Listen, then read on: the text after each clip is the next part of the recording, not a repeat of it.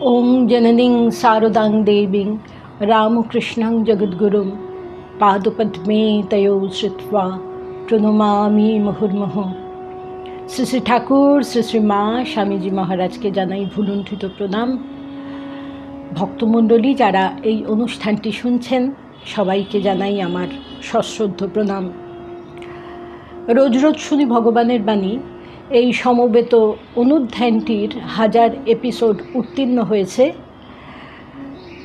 আপনাদের সকলের উৎসাহে এবং অনুপ্রেরণায় আমরা আবার অনুধ্যান করব বলে ঠিক করেছি, কিন্তু এটা প্রাত্যহিক অনুধ্যান নয়। প্রতি বুধবার, শুক্রবার এবং রবিবার প্রাণারাম বাংলা চ্যানেলে প্রচারিত হবে রাত 9টার সময়। শিরোনাম স্থির করা হয়েছে এক বিন্দু অমৃত বাড়ি। ঠাকুর মা স্বামীজির কথা আমাদের তৃষিত হৃদয়ে অমৃত বর্ষণ করে। গুরু পূর্ণিমা উপলক্ষে এটি একটি বিশেষ সমবেত অনুধ্যান। আমরা গুরুদেবকে স্মরণ করে তাকে শ্রদ্ধা জানিয়ে এই অনুধ্যান শুরু করছি। শ্রীরামকৃষ্ণের মতে একমাত্র সচ্চিদানন্দই গুরু। ব্যাসদেবের জন্মতিথিকে ব্যাস পূর্ণিমা বা গুরু পূর্ণিমা বলা হয়। ব্যাসদেব বেদ উপনিষদের দুরূহ তত্ত্বগুলিকে পুরাণাদি রচনার দ্বারা সর্বসাধারণের কাছে সহজবোধ্য করেছেন বলে ব্যাসদেবের জন্মতিথিতে তাকে সম্মান জানিয়ে এটিকে ব্যাস পূর্ণিমা বা গুরু পূর্ণিমা বলা হয়। তিনি বেদকে বিভাজন করেছেন বলে তার নাম বেদব্যাস। সমস্ত উপনিষদের মূল বিষয়গুলিকে সুশৃঙ্খলভাবে লিপিবদ্ধ করে ব্রহ্মসূত্র রচনা করেছেন এবং তিনি মহাভারত রচনা করেছেন। শ্রীরামকৃষ্ণ সংঘে গুরু পরম্পরার বিশেষত্ব এই, শ্রীরামকৃষ্ণের পার্ষদরা ঠাকুরকেই একাধারে গুরু এবং ইষ্ট বলে মনে করেন। শ্রী শ্রী মা দীক্ষাদানের পর বলতেন, ঠাকুরই গুরু, ঠাকুরই ইষ্ট, আমি শুধু তোমার মা। সেই অনুযায়ী এখনও যারা দীক্ষাদান করেন রামকৃষ্ণ সংঘের প্রেসিডেন্ট বা ভাইস প্রেসিডেন্ট মহারাজ, তারা কেউই নিজেকে গুরু বলে মনে করেন না। তারা নিজেদের শ্রীরামকৃষ্ণের সাধন ধারার ধারক ও বাহক মনে করেন। ঠাকুর বলতেন, সকলেরই গুরু সচ্চিদানন্দ। আমরা যেহেতু তাকে সাক্ষাৎভাবে ধরতে পারছি না, এই জন্যে মানব গুরুকে আশ্রয় করতে হয়। মানব গুরু হলেন ঈশ্বর গুরুর প্রতীক বা প্রতিমা। প্রেসিডেন্ট মহারাজকে আমরা বলি শ্রীরামকৃষ্ণের চলন্ত বিগ্রহ। সেই রকম প্রেসিডেন্ট মাতাজিকেও আমরা মনে করে থাকি। গুরু দেহটাকে যদি কেউ গুরু মনে করে, গুরুর দেহটাকে, তবে গুরুবাদ দেহবাদে পর্যবসিত হয়। ইষ্টকে যদি গুরু ভাবা যায়, তাহলে ব্যক্তি গুরুর দেহ রক্ষা হলেও গুরুকে হারাবার ভয় থাকে না। সেই জন্যে ভূতেশানন্দজি মহারাজ তিনি বারবার, তিনি তো অত্যন্ত ভক্তবৎসল ছিলেন, তিনি ভক্তদের বলতেন, আমি চলে গেলেও বেলুড় মঠে আসবে। ওই যে মন্দিরে বৃদ্ধ ভদ্রলোক আছেন, অর্থাৎ ঠাকুরের কথা তিনি বলছেন, তিনি বলতে পারেন না ঠিকই, কিন্তু সব কিছু শোনেন। বলতেও তিনি পারেন, কিন্তু আমাদের কান তৈরি নয় বলে আমরা বুঝতে পারি না, শুনতে পাই না।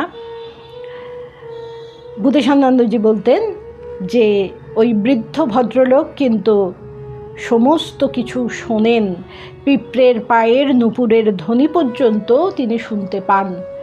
তাই তোমরা যা বলবে তা কি তিনি শুনতে পাবেন না? অবশ্যই শুনবেন।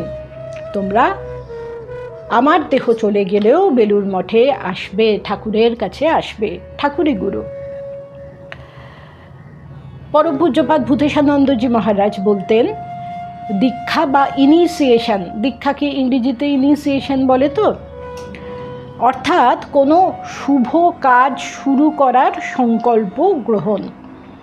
ইনিশিয়েট করা মানে শুরু করা, তাই দীক্ষা হলো কোনো শুভ কাজ শুরু করার সংকল্প গ্রহণ। ঠাকুর বলতেন যে গুরু, পিতা, কর্তা, এই তিনটে কথায় তার গায়ে কাঁটা বেঁধে, কারণ এই তিনটের মধ্যেই একটা কর্তৃত্ব অভিমান আছে।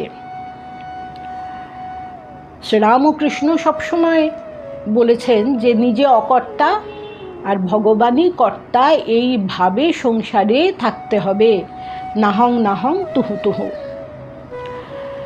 তা তিনি বলেছেন, মানুষের কি সাধ্য অপরকে সংসার বন্ধন থেকে মুক্ত করে? যার এই ভুবন মোহিনী মায়া, তিনিই সেই মায়া থেকে মুক্ত করতে পারেন।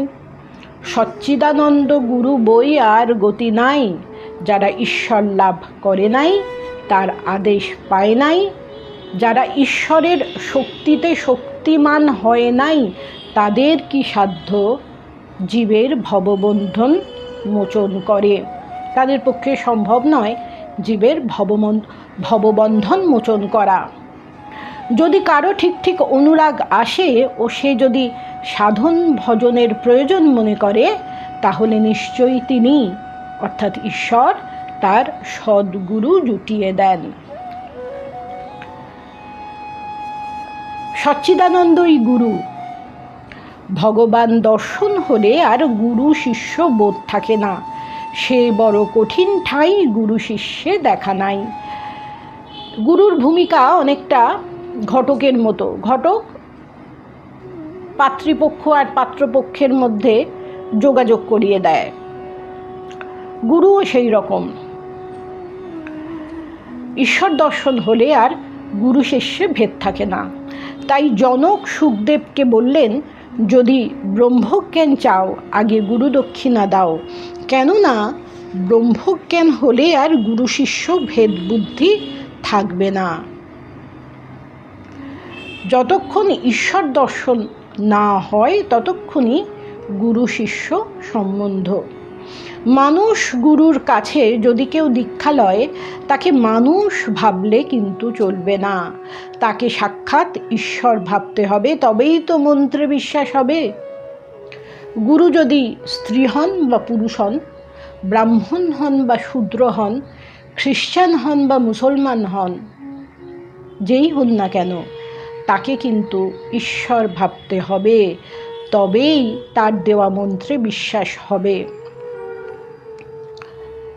দ্রোণাচার্য তার কাছে একলব্য এসেছিলেন বাণ শিক্ষা করতে। দ্রোণাচার্য কিন্তু রাজি হননি, কিন্তু একলব্য মাটির দ্রোণ তৈরি করে সেই মূর্তির সামনে দাঁড়িয়ে তাকে গুরুরূপে মনে প্রতিষ্ঠিত করে বাণ শিক্ষা করেছিলেন এবং তাতে সিদ্ধি লাভ করেছিলেন। গুরু বাক্যে সর্বদা বিশ্বাস হওয়া প্রয়োজন। যদ্যাপি আমার গুরু সুরি বাড়ি যায়, তথাপি আমার গুরু নিত্যানন্দ রায়। ঝাড়ু অস্পৃশ্য বটে, কিন্তু স্থানকে শুদ্ধ করে। গুরুকে শুধু ভগবান বলে মনে করতে হবে। তার চরিত্র, তার লিঙ্গ, তার বর্ণ, তার জাতি, এসব নিয়ে বিচার করলে কিন্তু গুরু বাক্যে বিশ্বাস কখনোই হবে না। গুরু যে নামটি দেবেন বিশ্বাস করে সেই নামটি নিয়ে সাধন ভজন করতে হবে।